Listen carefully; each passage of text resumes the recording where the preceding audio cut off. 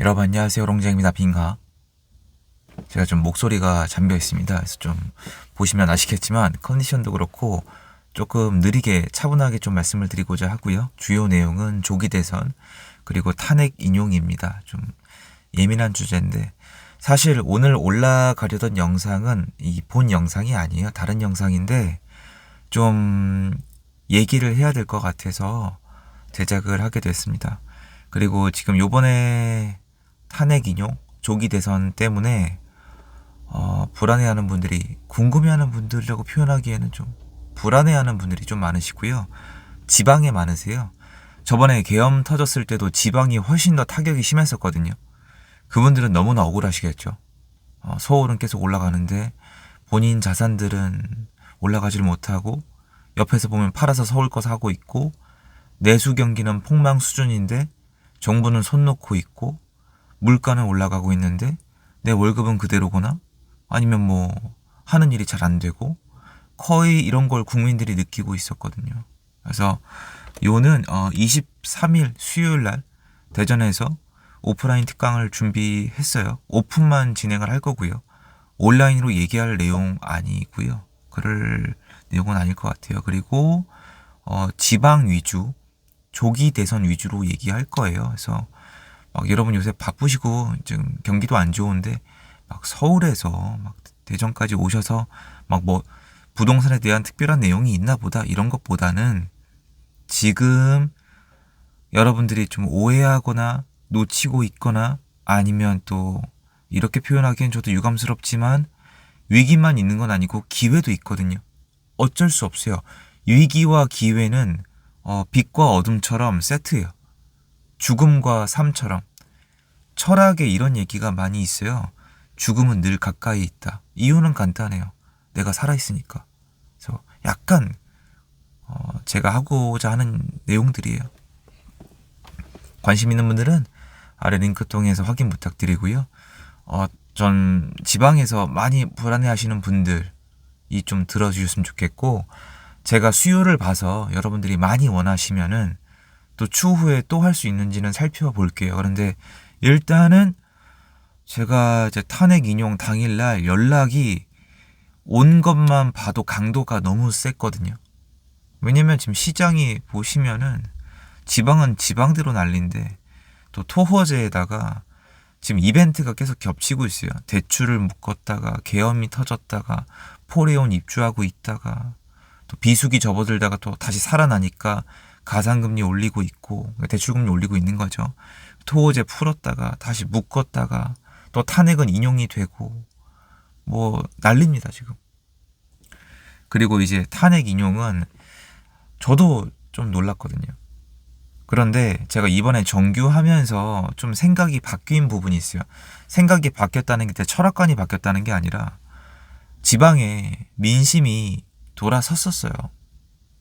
왜냐면 아까 제가 말씀드렸잖아요.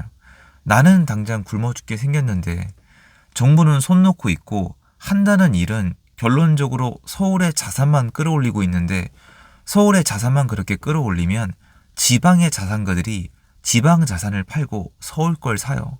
그러면 그 박탈감, 위기감, 한국에 똑같이 기여하고 있는데 서울에 산다는 이유만으로 더 많은 걸 가져가는데 그럼 얼마나 좀 불공평하게 느껴집니까? 아니면 내수 경기라도 좋으면 뭔가 도전해 보겠는데 내수는 이건 안 좋은 정도가 아니고요. 체감하기 최악인데 국민들이 느끼기에는 정부가 완전 방치하고 있었다고 얘기를 하셨거든요. 그리고 지방은 건설 경기에 서울보다 더 예민해요. 왜냐면 내수 전체 파이가 작으니까. 근데 건설 경기가 위기거든요. 건설사 뭐 하다못해 은행들 얘기까지 나오고 있고 PF 대출에 대한 위기감은 정말 지방에서 말 그대로 바로바로 느껴지고 있는데 정부는 아무것도 안 하고 다들 본인 정치만 하고 있다라고 평을 내려주셨거든요. 그 결론은 이거죠. 윤석열 정부를 선택한 국민들이 있는데 저도 이거 여러 번 말씀드렸는데 도대체 왜 어떤 이유에서 자신의 정부를 선택한 사람들을 아니 뭔가 좀 해주지는 못할 망정 이제 와서 하는 얘기지만 왜 그렇게 못 잡아먹어서 안달이었는지 저는 잘 모르겠어요. 그리고 경제랑 부동산 부분에 있어서 저는 윤석열 정권을 너무 오랫동안 심하게 비판을 한 나머지 오해를 샀고 역풍이라고 표현하는 게 맞아요. 어쨌든 문제가 많았어요. 넌 도대체 뭐 하는 놈이냐고. 근데 전 여전히 그 평가는 똑같아요.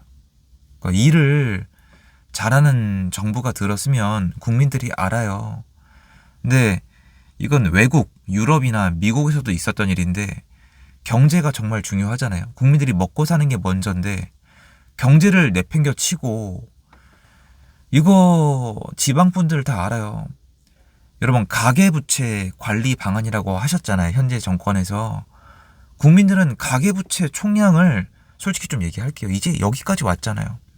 정말 솔직히 뭐 무식하다고 말씀하시는 분들도 계시겠지만 일반 서민들 입장에서 가계부채 알 바 아니에요.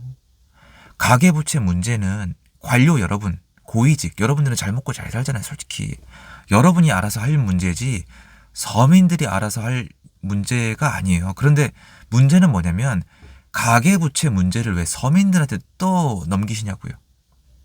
여러분들이 이제 공부하시는 분들은 다 알고 계시겠지만 M2 유동성은 계속 풀렸지만 이게 국가랑 기업으로 다 가고요. 가계로만 못 가서 이건 데이터로 완전히 증명이 가능하고 제가 강의 시간에 데이터를 다 보여드렸고 그 데이터는 여러분 모두가 확인이 가능한 데이터예요. 윤석열 정권은 동일 기간 동안 지난 정부들에 비해서 가계부채, 그러니까 여러분 개개인에게 갈 수 있는 돈을 2분의 1에서 3분의 1로 줄여버렸어요. 여러분들이 가난해지는 게 정상적인 현상인데 이거를 가계부채 관리라는 정당성으로 전부 다 그냥 괜찮다는 식으로 해버렸어요. 결론은 뭐냐면 내수 경기가 좋을 수가 없어요. 여러분이 쓸 돈이 있어야 내수가 돌아갈 거 아니에요. 쓸 돈은 없는데 물가는 올랐잖아요. 내수 경기가 좋아지는 게 비정상 아니겠습니까? 근데 그런 국민들에게 적절한 설명 없이 어떻게 그 동의를 구할 수가 있겠어요. 그래서 국민들의 민심은 돌아다니시는 것 같지도 않아요. 일하시는 그 관료분들이. 제가 다녀보니까 특히 부동산 쪽은 안 좋은 게 아니고요. 돌아섰었어요. 결국 뭐 탄핵의 과정이나 뭐 법의 과정이나 이런 얘기를 많이 하시겠지만 물론 저도 그거에 대해서는 따로 하고 싶은 얘기도 있지만 결국 만약에 처음부터 국민들의 민심을 잃지 않았으면 여기까지 안 오지 않았을까요? 그래서 국민들은 가계부채 관리 방안에 대한 책임이 없어요. 그냥 대출을 막으신 거예요. 코로나 때 대출을 싸게 해줬다가 금리가 올라갔잖아요. 그래서 다 망하고 있는데 이번엔 또 대출을 막았어요. 그럼 대출을 막을 거면 국가도 쓰지 마시고 기업도 쓰지 말아야 되는데 가게한테 전부 다 떠넘기셨잖아요. 그래서 민생, 내수가 완전 폭망한 것이고 국민들 먹고 살 문제 해결 안 되면 정치고 나발이고 없는 거예요. 당연한 거잖아요. 얼마나 먹고 살기 힘든데요. 지금 지방 부동산 경기 한번 돌아보세요. 개판 5분 전이에요. 공포감을 느끼고 있다니까요. 그리고 지방에 계신 부모님들은 자녀분들 없는 줄 알아요? 아니 자녀분들한테 지금 지방 내려가면요. 여기 지방에 자가 마련하란 말을 못하세요. 이제. 이게 맞습니까? 자녀분들한테 돈 모아서 서울 아파트 사라고 하고 있는 판이에요. 그럼 무슨 뜻이에요? 너 나중에 여기 지방 떠나서 서울 가란 뜻이잖아요. 왜냐면 아니 열심히 일하면 뭐예요? 솔직히 저도 이건 인정을 한다니까요. 이건 제가 만든 구조는 아니잖아요. 지방에서 죽어라 일하면 뭐예요? 서울보다 월급도 나죠. 그리고 서울에 집 사놓으면은 지방에서 평생 일한 것보다 아파트 값이 더 뛰어. 그러면 지방 분들이 바보도 아니고 누가 미쳤다고 지방에서 일자리 잡고 지방에 집 사겠습니까? 나도 말 못하겠는데. 근데 정부가 지금 3년 동안 한 게 뭐가 있는지 저한테 물어보시면 저도 답변을 못하고 있어요. 근데 어떻게 지지를 합니까? 지금 상황에 대해서 아직도 저는 반성하고 있는 모습이 안 보이고 이번 대선 누가 나갈까? 서로 싸우고 있고 혹시 이번에 나한테 기회가 있지 않을까? 이 모습을 보면서 전 국민들이 그렇게 바보가 아니란 얘기를 정말 하고 싶어요. 듣지도 않으시겠지만. 그리고 여러분 이미 일은 이렇게 된 거예요. 여기까지 왔잖아요. 쓸데없이 남의 말에 휩쓸려서 이민 알아보시면 바로 알게 되시겠지만 이민 같은 거 쉬운 거 아니에요. 그래서 앞으로 어떤 시장이 펼쳐질지 그리고 지금 역대 정권 중에 김대중, 노무현, 문재인 정권 있었잖아요. 한번 공부를 쭈르륵 해보세요. 늘 뭐 옛날에 문재인 정권 들어올 때도 한국 북한에 넘어간다고 했었잖아요. 그러니까 그때 그리고 이명박 정권 들어올 때는 한국 완전히 이제 토건 세력이 장악할 거라고, 현 정권이 돈으로 전부 다 사버릴 거라고, 이런 얘기도 있었고요. 그래서 그때 정말 나오는 얘기들이 있고 꼭 그게 현실화되는 건 아니거든요.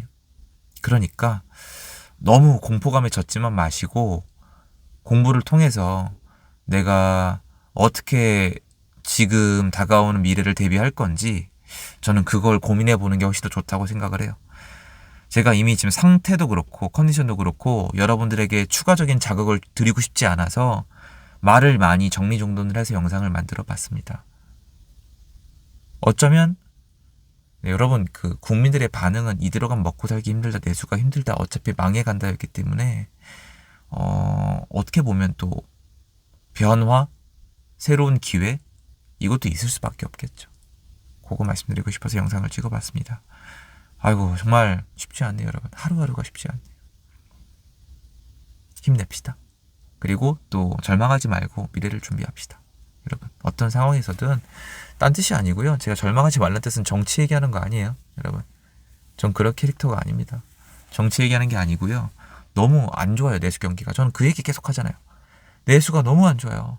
경기가 너무 안 좋은데 물가 뭐 이걸 떠나서 내수 살릴 생각은 안 하고 무슨 가계부채, 토호제 막 이러고 있으니까 저도 정말 할 말이 없었거든요.